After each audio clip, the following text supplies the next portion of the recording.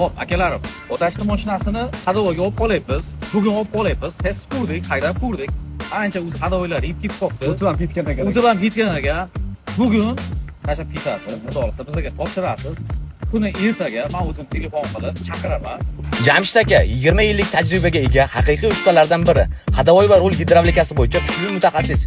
Gentra mashinamni hadovoy qismini va rulini qilib berdilar. Natija juda zo'r. Mashinam yumshoq va aniq yuradigan bo'ldi.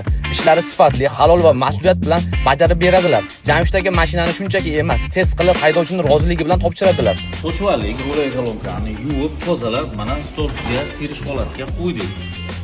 Qizarib, qorayib qo'ygan mana bu taraflari ham. 3 etapli polirovkadan keyin sizlarga yana bir marta ko'rsataman. Mana endi ko'rishlari mumkin. Idealni chiqdi. Hamma etapda 4 ta 5 ta etapdan o'tgandan keyin bitgan holat akalar. Ana endi ko'rishlari mumkin. Qo'ygan rulay kolonka mana shu bo'ladi. Bu o'ziniki, bu boshqa emas. Bu yangi emas, o'zini remont qilib berganmiz. Ichidagi vtulkalargacha, salnilargacha original qoqildi, chirvaklari ham to'g'rilandi.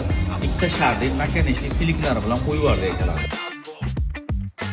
Otashni mashina polniy full hadovoy qilib qo'ydik. Qildik, rulay kolonkani tortib polniy rezinkalargacha qildik. Mana o'zi jivoy отзыв. Bizga tashqarida biz o'zidan eshitasiz akalar. Menga bilinmadi umuman. Nima uchun bilmas sabab? Tekstda ko'rinyapti. Videoda qanaqa bilmayman. Men sirini ayting bu narsani aka, to'g'risini ayting. Mashina nima qildingiz aka, to'g'risini ayting, bilinmayapti ham. Bunda hech qanaqa siri yo'q, faqat mehr kerak bu. Ha, mehr, mehnat, mehr kerak. IQ bo'lish kerak. Buni shu izlanish kerak, o'zlarining ustida izlanganlar.